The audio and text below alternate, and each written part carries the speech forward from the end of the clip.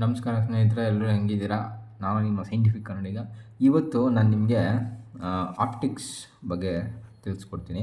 Optics ಬಂದ್ಬಿಟ್ಟು ಸಿಂಪಲಾಗಿ ಹೇಳ್ಬೇಕಂತಂದರೆ ಫಿಸಿಕ್ಸ್ದು ಒಂದು ಬ್ರ್ಯಾಂಚು. ಫಿಸಿಕ್ಸಲ್ಲಿ ಇದೊಂದು branch which deals about light. ಅಷ್ಟೇ, ಲೈಟ್ ಬಗ್ಗೆ ತಿಳ್ಕೊಳ್ಳೋದು ಅಷ್ಟೇನಪ್ಪ. ಅಂದರೆ ಲೈಟ್ದು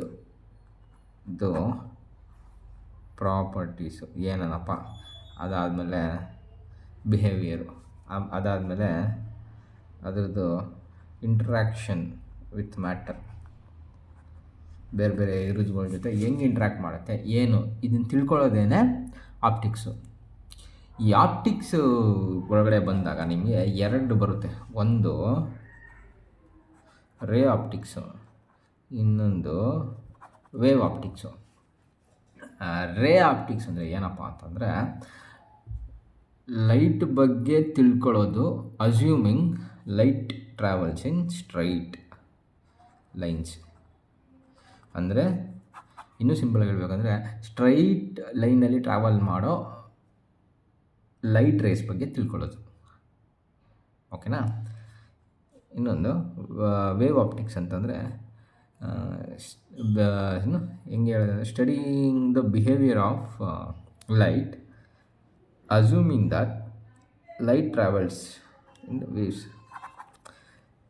ಲೈಟ್ ಬಿಹೇವಿಯರ್ ಬಗ್ಗೆನೇ ತಿಳ್ಕೊತೀವಿ. ಏನು ಅನ್ಕೊತೀವಿ? ಓಕೆ, ಲೈಟು ಸ್ಟ್ರೈಟ್ ಲೈನಲ್ಲಿ ಟ್ರಾವೆಲ್ ಮಾಡ್ತೈತಪ್ಪ ಅಂತ ಅಂದಾಗ ಅದು ರೇ ಆಪ್ಟಿಕ್ಸ್ ಆಗುತ್ತೆ. ಹಂಗೆ ಅಂದ್ಕೊಂಡು ನಾವು ಲೈಟ್ ಬಗ್ಗೆ ತಿಳ್ಕೊಬೇಕಾರೆ ವೇವ್ಸ್ ಥರ ಲೈಟ್ ಟ್ರಾವೆಲ್ ಆಗುತ್ತಪ್ಪ ಅಂತ ಅಂದ್ಕೊಂಡು ತಿಳ್ಕೊಳ್ಳೋದನ್ನು ವೇವ್ ಆಪ್ಟಿಕ್ಸ್ ಅಂತ ಕರಿತೀವಿ. ಓಕೆನಾ? ನಿಮಗೆ ರೇ ಆಪ್ಟಿಕ್ಸು ಏನೇನೆಲ್ಲ ಎಕ್ಸ್ಪ್ಲೇನ್ ಮಾಡುತ್ತೆ ಅಂತಂದರೆ ರಿಫ್ಲೆಕ್ಷನ್ನು, ರಿಫ್ರ್ಯಾಕ್ಷನ್ನು, ಅದಾದಮೇಲೆ image formation on mirrors or lenses. ಓಕೆನಾ? ವೇವ್ಸು ಏನೇನು ಕಾನ್ಸೆಪ್ಟ್ನ ಎಕ್ಸ್ಪ್ಲೇನ್ ಮಾಡುತ್ತೆ ಅಂತಂದರೆ ನಿಮ್ಗೆ ಗೊತ್ತು, ಇಂಟರ್ಫಿಯರೆನ್ಸು, ಡಿಫ್ರ್ಯಾಕ್ಷನ್ನು ಆ್ಯಂಡ್ ಪೋಲರೈಸೇಷನು. ಓಕೆನಾ? ಓಕೆ ಸ್ನೇಹಿತರೆ, ಇವತ್ತು ಈ ವಿಡಿಯೋದಲ್ಲಿ ನಾನು ನಿಮಗೆ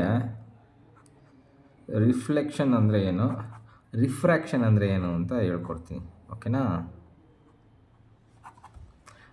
ನಿಮಗೆ ಇಂಟರ್ಫಿಯರೆನ್ಸು, ಡಿಫ್ರ್ಯಾಕ್ಷನ್ನು, ಪೋಲರೈಸೇಷನ್ ಹೇಳ್ತೀನಿ, ಬಟ್ ಅದು ವಿಡಿಯೋ ದೊಡ್ಡದಾಗ್ಬಿಡುತ್ತೆ. ಇದನ್ನು ನಾನು ನಿಮ್ಗೆ ನೆಕ್ಸ್ಟ್ ವಿಡಿಯೋದಲ್ಲಿ ಹೇಳ್ಕೊಡ್ತೀನಿ. ಸೊ ರಿಫ್ಲೆಕ್ಷನ್ ಅಂದರೆ ಏನಪ್ಪ ಅಂತಂದರೆ ಸಿಂಪಲ್ಲು. ಇವಾಗ ಒಂದು ಸರ್ಫೇಸು, ಲೈಟು ಈ ಸರ್ಫೇಸ್ ಮೇಲೆ ಬಿದ್ದು ಸೇಮ್ ಮೀಡಿಯಮ್ಗೆ ಬೌನ್ಸ್ ಬ್ಯಾಕ್ ಆಗೋದನ್ನೇ ರಿಫ್ಲೆಕ್ಷನ್ ಅಂತ ಕರಿತೀವಿ. ಓಕೆನಾ? ಇದು ಆ್ಯಂಗಲ್ ಆಫ್, ಹೆಂಗೆ ಹೇಳ್ಬೇಕಂದ್ರೆ ನಿಮಗೆ angle of incidence is equal to angle of reflection ಅಂದರೆ ಆ ಲಾನ ಫಾಲೋ ಮಾಡುತ್ತೆ. ಅದನ್ನು ನಾನು ನಿಮಗೆ ಹೋಗ್ತಾ ಇನ್ನೊಂದು ವೀಡಿಯೋಸಲ್ಲಿ ಹೇಳ್ತೀನಿ. ಎಕ್ಸಾಂಪಲ್ ಜೊತೆ ಹೇಳಿದ್ರೆ ನಿಮಗೆ ನೀಟಾಗಿ ಅರ್ಥ ಆಗುತ್ತಿದೆ ನಾವು ರಿಫ್ಲೆಕ್ಷನ್ ಹೆಂಗೆ ಗೊತ್ತಾ. ಇವಾಗ ಲೈಟು ನಮ್ಮ ಮಕ್ಕದ ಮೇಲೆ ಬೀಳುತ್ತೆ. ಓಕೆನಾ? ಮಕ್ಕದ ಮೇಲೆ ಬಿದ್ದು ಈಗ ಮಿರರ್ಲಿ ಇರ್ತೀವಿ ಅಂತ ಅಂದ್ಕೊಳ್ಳಿ. ಲೈಟು ನೋಡಿರಿ, ಇದು ಮಿರರು, ನಾವಿಲ್ಲಿ ನಿಂತಿದ್ದೀವಿ. ಲೈಟ್ ಬಂದ್ಬಿಟ್ಟು ಎಲ್ಲ ಕಡೆ ಇರುತ್ತೆ. ಫಸ್ಟ್ ಈಗ ನಮ್ಮ ಮಕ್ಕದ ಮೇಲೆ ಬೀಳುತ್ತೆ, ಬಿದ್ದಿದ್ದು ಮಿರರ್ಗೆ ಬಿದ್ದು ವಾಪಸ್ಸು ನಮ್ಮ ಕಣ್ಣಿಗೆ ಬೀಳುತ್ತೆ. ಸೊ ಲೈಟು ನಮ್ಮ ಮಕ್ಕದ ಮೇಲೆ ಬಿದ್ದಿದ್ದು ಮಿರರ್ ಮೇಲೆ ಬಿದ್ದು ವಾಪಸ್ ನಮ್ಮ ಮಕ್ಕದ ಮೇಲೆ ಬೀಳೋದನ್ನೇ ರಿಫ್ಲೆಕ್ಷನ್ ಅಂತ ಅಂತೀವಿ. ಇನ್ನೊಂದು ಎಕ್ಸಾಂಪಲ್ ನೋಡಬೇಕಂದ್ರೆ, ನೀವು ಒಂದು ತಿಳಿ ನೀರು ನೋಡಿದ್ದೀರಾ? ತಿಳಿ ನೀರಿರುತ್ತೆ, ಮರಗಳಿರುತ್ತೆ. ಈ ತಿಳಿ ನೀರು ಮರಗಳು ಇದು ಕಾಣಿಸ್ತಾ ಇರುತ್ತೆ ತಿಳಿ ನೀರಲ್ಲಿ. ಈ ತಿಳಿ ನೀರೊಳ್ಳೆ ಮಿರರ್ ಥರ ಆ್ಯಕ್ಟ್ ಮಾಡ್ತಾ ಇರುತ್ತೆ ನೋಡಿ. ಇದೆಲ್ಲ ರಿಫ್ಲೆಕ್ಷನ್ಗೆ ಎಕ್ಸಾಂಪಲ್ಸು. ರಿಫ್ರ್ಯಾಕ್ಷನ್ ಏನಪ್ಪ ಅಂತಂದರೆ, ಇವಾಗ ಒಂದು ಲೈಟು ಅದ್ರ ಡೈರೆಕ್ಷನ್ನ ಚೇಂಜ್ ಮಾಡುತ್ತೆ ಒಂದು ಮೀಡಿಯಮಿಂದ ಅನದರ್ ಮೀಡಿಯಮ್ಗೆ ಹೋದಾಗ. ಇದು ನಿಮಗೆ ಸ್ಪೀಡ್ ಅಂತಲೇ ಹೇಳ್ಬೋದು. ಅದ್ರದ್ದು ಸ್ಪೀಡ್ ಚೇಂಜ್ ಆದಾಗ, because of it's change in speed, ಒಂದು ಮೀಡಿಯಮಿಂದ ಇನ್ನೊಂದು ಮೀಡಿಯಮ್ಗೆ ಪಾಸ್ ಆದಾಗ ಲೈಟು ಆ ಡೈರೆಕ್ಷನ್ ಚೇಂಜ್ ಮಾಡುತ್ತೆ. ಇವಾಗ ಹೆಂಗೆ ಅಂತ ನಿಮ್ಗೆ ಹೇಳ್ತೀನಿ. ಇವಾಗ ಲೈಟು ಫಾರ್ ಎಕ್ಸಾಂಪಲ್ ಸೂರ್ಯನಿಂದ ಯಾವಾಗಲೂ ಭೂಮಿಗೆ ಬರ್ತಾ ಇರ್ತಾರಲ್ಲಪ್ಪ, ಅದರದ್ದು ಒಂದು ಸ್ಪೀಡ್ ಇರುತ್ತೆ.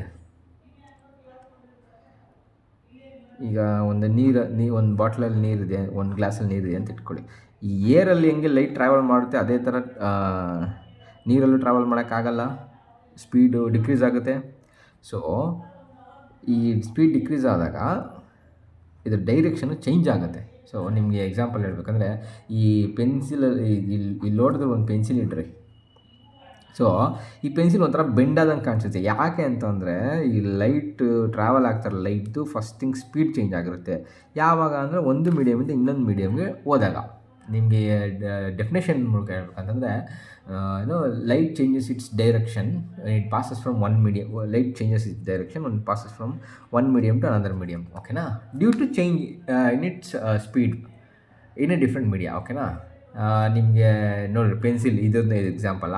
ಆಮೇಲೆ ನಿಮಗೆ ರೈನ್ಬೋದು ಇಟ್ಕೊಳ್ಳಿ, ರೈನ್ಬೋದು ಒಂದು ಎಕ್ಸಾಂಪಲ್ಲ. ಅದಾದಮೇಲೆ ನಿಮಗೆ ಇದು ನೋಡಿ, ನಿಮಗೆ ಪ್ರಿಸಮ್ ಗೊತ್ತಲ್ಲ, ಒಂದು ಪ್ರಿಸಮ್ಮು. ಆ ಪ್ರಿಸಮಲ್ಲಿ ನೀವು ಲೈಟ್ ಪಾಸ್ ಮಾಡಿದಾಗ ನಿಮ್ಗೆ ಅದು ಬೇರೆ ಕಡೆಗೇ ಬರುತ್ತೆ. ಸೊ ಇದೆಲ್ಲ ರಿಫ್ರ್ಯಾಕ್ಷನ್ಗೆ ಎಕ್ಸಾಂಪಲ್ಸು. ಓಕೆನಾ.